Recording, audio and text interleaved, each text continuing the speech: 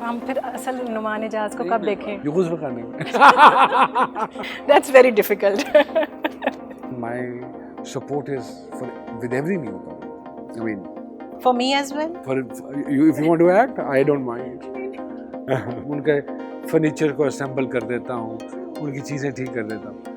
तो ये बिजली का काम या प्लम्बिंग का काम करने से नहीं, अल्हम्दुलिल्लाह I am genius in these things. अस्सलाम वालेकुम, मैं हूँ फातिमा अता. आज जिनके सामने मैं बैठी हूँ मैं खुद बहुत कंफ्यूज हो रही हूँ because he is a wonderful person, he is a wonderful host, he is an actor, he is a theatre artist. क्या कुछ बोलूँ इनके लिए, बट मेरा ख्याल में इनसे बात ही करेंगे. So will move on to mister Noman Ijaz. अस्सलाम वालेकुम. वालेकुम अस्सलाम. वैसे बहुत सारे प्लेस किए, बहुत सारा कुछ किया, लेकिन एक सवाल जो मैं हमें शायद आपसे पूछता हो कोई, आखिर में नुमान एजाज है कौन? Who is the real Noman? Who is the real Noman? उसको मैं छुपा के ही रखता हूँ क्योंकि वो जिस तरह का है, अगर उसको मैं मंजर पे ले आऊँगा तो लोग उसको मारने को दौड़ेंगे. इसलिए नहीं कि वो बहुत बुरा है, इसलिए कि वो बिल्कुल सही है. और बिल्कुल सही लोग एक्सेप्टेबल नहीं होता है. उनकी हर सही बात कड़वी लगती है, उनको लगी लिपटी बात करनी नहीं आती. They are not always. This is what my wife says to me as well कि आपको पॉलिटिकली करेक्ट होना पड़ेगा, जिसके लिए मैं कहता हूँ मैं इसीलिए इंटरव्यूज़ नहीं देता और मुझे शौक भी नहीं है इंटरव्यूज़ देने का. I don't want people should know. You don't want people to know the real person you are? They won't like it because आप सारे सब लोगों को खुश नहीं रख सकते. मैंने पॉलिटिकली करेक्ट मुझसे बातें होती नहीं. जो सही है वो सही है, जो गलत है वो गलत है. वो अच्छा लगे किसी को, बुरा लगे. हम अपने आप को ये समझते हैं, अगर आपको कोई कह देता है कि आप बुरा काम कर रहे हो तो हम उसकी दिल शिकनी कर रहे हैं. नहीं, ऐसी बात नहीं है. हम अगर उसकी बुरे काम की तारीफ़ कर रहे हैं तो हम उसकी ग्रोथ को रोक रहे हैं. सो मुझे तो मेरे उस्तादों ने यही कहा है कि जो मुंह पे बैठ के आपकी तारीफ़ करे तो समझ जाइए कि वो आपकी ग्रोथ को रोकना चाह रहा है. वो नहीं चाहता कि आप इससे बेहतर काम करें. You started off in 80s, है ना? 80s का दौर, 90s का दौर. माशाल्लाह से आपने इतने सीनियर एक्टर्स के साथ भी काम किए और अब जूनियर एक्ट्रेसेस के साथ भी काम करें. वो डिफरेंस थोड़ा सा क्या नज़र आता है? बहुत डिफरेंस है. हमारे दौर में सोशल मीडिया नहीं था. लेकिन सोशल मीडिया हेल्प करता है? I don't know. I am not a social media guy to be very honest. मैं ये समझता हूँ कि हम पुराने लोग जो हैं, जो इतने भी पुराने नहीं हैं, उनकी वजह से सोशल मीडिया है. सोशल मीडिया की वजह से हम नहीं हैं. जबकि आज के दौर के जो एक्टर्स हैं वो आज के एक्टर्स इसलिए हैं बिकॉज ऑफ सोशल मीडिया. हम एक चक्की में पिसे हुए लोग हैं. हम एक प्रोसेस से गुजरे हुए लोग हैं. जब आप प्रोसेस से गुजरते हैं तो आपको अपनी मेहनत का अजर मिलता है, तो आपको खुशी होती है और आप उसको उस चीज़ को एंजॉय करते हो. आपको अंदर ही अंदर थोड़ी सी प्राइड भी महसूस होती है. आज ओवरनाइट है सब कुछ because of social media again. और आज के लोग उस प्रोसेस से नहीं गुजरे हैं. सो वो उस चीज़ की उतनी कदर नहीं कर सकते जितनी कदर हम करते हैं. शायद हम इसीलिए ज़्यादा हसास हैं अपने काम के हवाले से, और आज के लोग शायद उतने हसास ना हों. इतना सारा काम किया है, लेकिन सबसे ज़्यादा मज़ा किस चीज़ में आता है? मैं आपको सच्ची बात बताऊं कि मुझे ये काम मेरे शायद रग में है, या आई मस्ट से कि मेरे लिए ये ऑक्सीजन का काम देता है. तो फ़नून लतीफ़ा के हवाले से, इस हवाले से वो चाहे थिएटर हो, चाहे टेलीविज़न हो, चाहे होस्टिंग हो, चाहे फिल्म हो, चाहे कुछ भी हो, as long as I am working I love it, I enjoy it.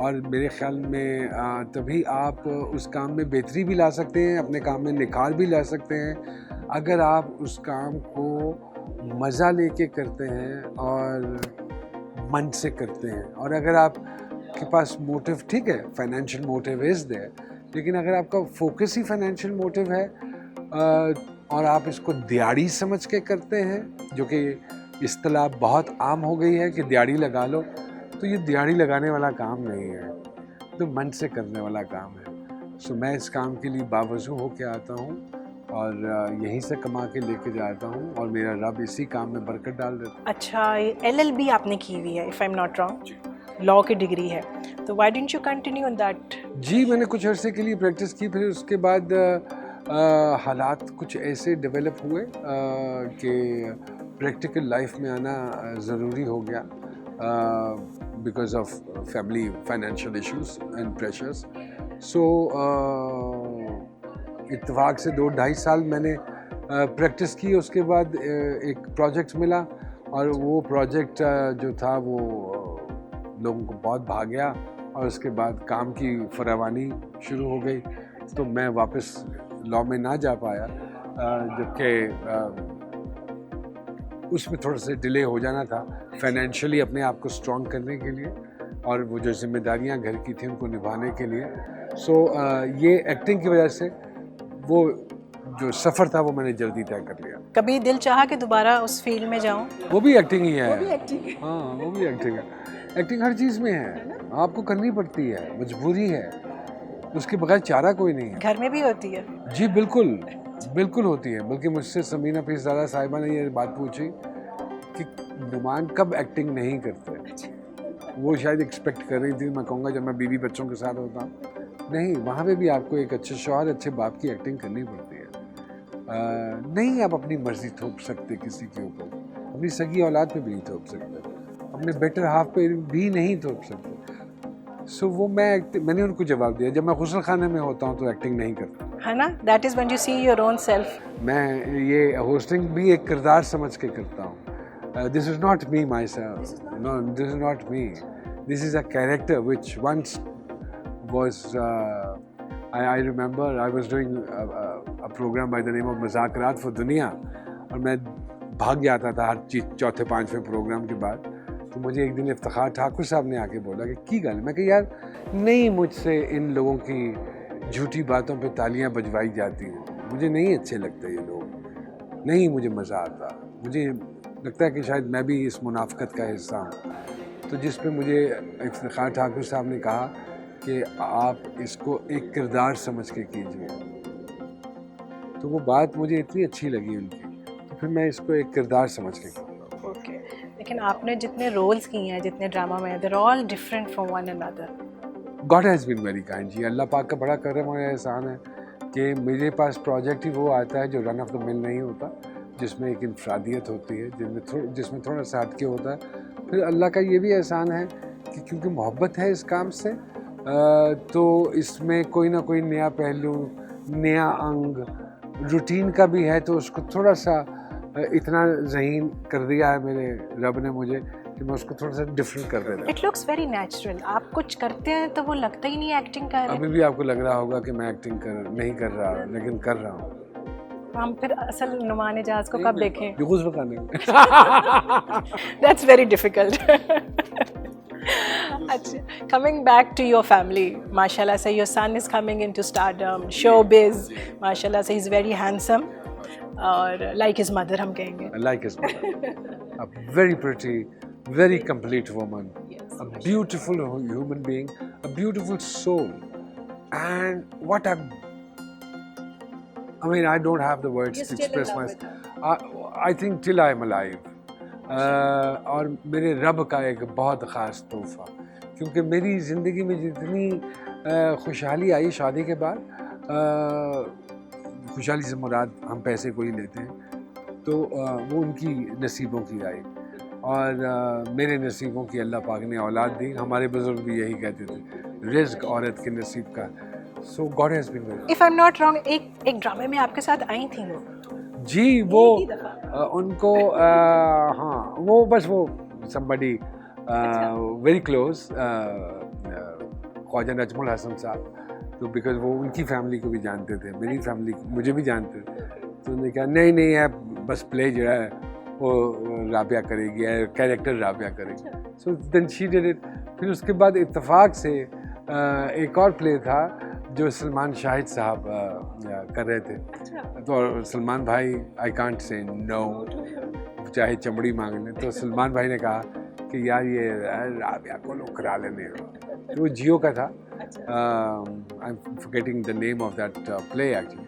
तो उसमें फिर उन्होंने एक कैरेक्टर उन्होंने किया। अच्छा, उसके बाद से कोई नहीं, या आप उसमें वो मेरे साथ नहीं थी, उसमें वो सलमान भाई की बहन बनी हुई थी जो बाहर से आती है, और जो बेटा था वो मेरा था, वो भी हमारा ही था, बिकॉज वो दिखाना था भूरे बालों वाला ना, तो वो हाँ, so my middle one was a part of it. Yeah that's good. लेकिन उसके बाद से कभी उनको शौक नहीं, then she was busy because she is I told you ना जी कि मैं तो ज़्यादा वक्त बच्चों के साथ नहीं स्पेंड कर पाता बिकॉज अपनी मसरूफियत की वजह से। तो आज अगर वो अच्छे इंसान अगर बड़े होकर निकल आएंगे, the credit will go to हर।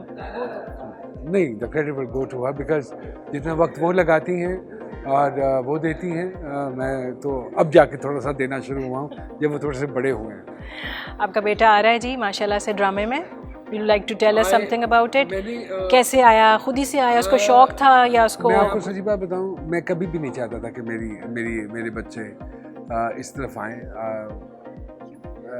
पता नहीं क्यों, somehow the other, और अच्छे एक्टर्स नहीं है वो?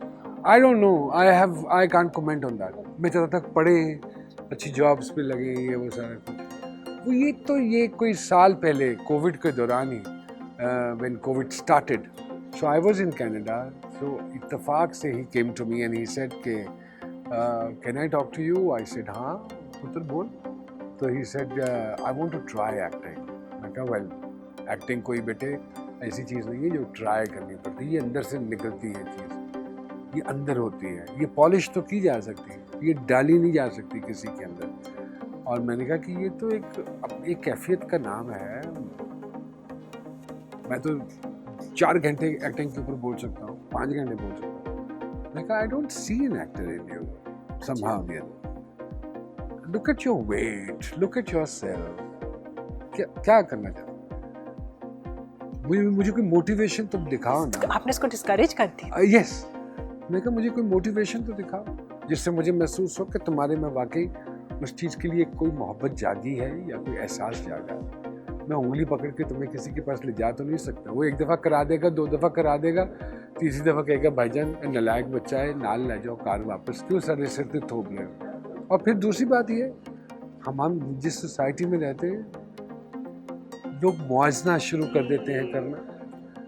एक बच्चा जिसने या एक लड़का जिसको अभी 35 दिन नहीं हुए, उसका मुकाबला उसके बाप से जो कि 35 साल से काम कर रहा है, लोग वो जोड़ना शुरू कर देंगे। तो मैंने कहा तुम्हारे लिए तो विन विन सिचुएशन नहीं है।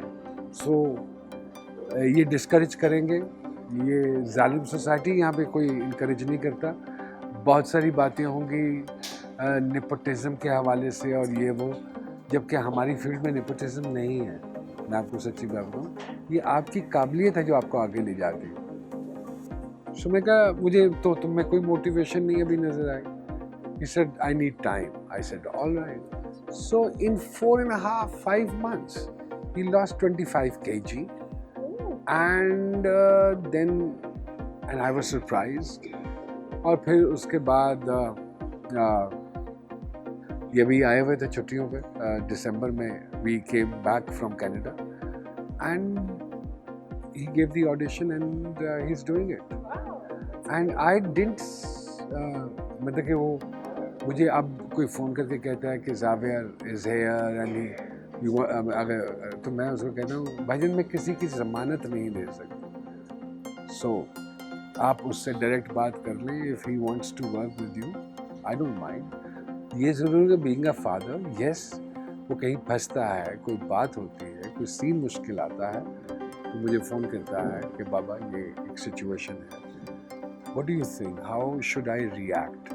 आई गाइड हिम, जो कि मैं अपने सेट पे हर उस नए न्यू कमर को कर रहा होता हूँ जिनके साथ मैं काम कर रहा होता हूँ। सो फॉर मी बेटा वो घर में है, but in the field he is a new Qamar and my support is for with every new Qamar. I mean, for me as well. For you, if you want to act, I don't mind. Let me know. Yeah, ज़रूर, I will. Okay. So, कोई future plans बताना चाहेंगे? My future plans. You're shifting to Canada. समान 100 बरस का पल की खबर नहीं, तो मैं तो नहीं। I love Pakistan। You have a restaurant in Canada? I opened up a business there, along with a local person there, my brother-in-law. देसी खाना? It's a fusion. हम इत्तेफाक से बैठे हुए थे अचानक, बच्चे क्योंकि वहाँ पे पढ़ रहे थे. They are Canadians by birth. My wife is a Canadian. So उनका हमेशा से रहा है आना जाना. So we were there, और as they were going to the universities there, तीनों क्योंकि वहीं पढ़ते हैं. जाबिया ने तो यूनिवर्सिटी ख़त्म कर ली, तो बाकी दो पढ़ रहे हैं वहाँ. तो मैंने कहा जाना आना लगा रहेगा, क्योंकि मैं सच्ची बात बताऊँ, यहाँ फ़ीसें बहुत ज़्यादा थी. एचईएसएल में थे, और एचईएसएल में 3 बच्चे पढ़ाना मैं is not, it's too expensive. किसी भी अच्छे स्कूल में अपने बच्चों को पढ़ाना वहाँ, ठीक है. जिस दिन मैं वहाँ लैंड किया हूँ, उस दिन मेरे दो छोटे स्कूल में थे, एंड द फीस वाज 0. तो ये एक ख़ास वजह थी बच्चों को यहाँ से मूव करना, कि तालीम इतनी महंगी हो गई है कि मैं अफोर्ड नहीं कर पा रहा. सो मैंने कहा कि मुनासिब यही है कि वहाँ चले जाएं. फिर क्योंकि वहाँ शिफ्ट हो गए, तो वहाँ जाके मैं बेकार बैठा रहता था, सवाए प्लम्बिंग का काम थे, इलेक्ट्रीशियन का काम. सर उत्थे तुसी थिएटर नहीं कीता फिर? नहीं, मैं तुहानूं दस्सण लगा, नहीं दिल्ली विच कीता सी. नहीं, कनाडा विच कीता. वी आर प्लानिंग टू जी, क्योंकि समीना आपा भी जाती आती रहती हैं, उस्मान भाई भी. So we are planning to do something. Let's hope for the best. We have quite a few actors living there as well, Pakistani. तो हम मिलके उसके अंदर ज़रूर करेंगे, करना चाहिए हम.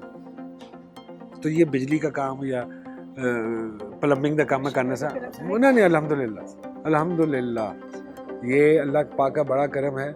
मैं घर के सारे काम कर लेता हूँ. I am genius in these things. बल्कि मेरे तो दोस्तों के घरों के काम भी उनकी बीवियाँ करवा लेती हैं कि नोमी भाई आप आए हुए हैं, ये तो हिलते नहीं हैं, यही कर दें ठीक. उनके फर्नीचर को असेंबल कर देता हूँ, उनकी चीज़ें ठीक कर देता हूँ. तो मैंने ये सोचा कि क्यों ना कोई ऐसा काम वहाँ पे भी शुरू किया जाए, तो जो पाकिस्तानी अक्सर करते हैं, कि मैंने अपने ब्रदर इन लोगों को कहा कि आजा जानी रेस्टोरेंट बना सकते, ठीक है. और फिर हमने वहाँ पे रेस्टोरेंट खोल लिया. So we are running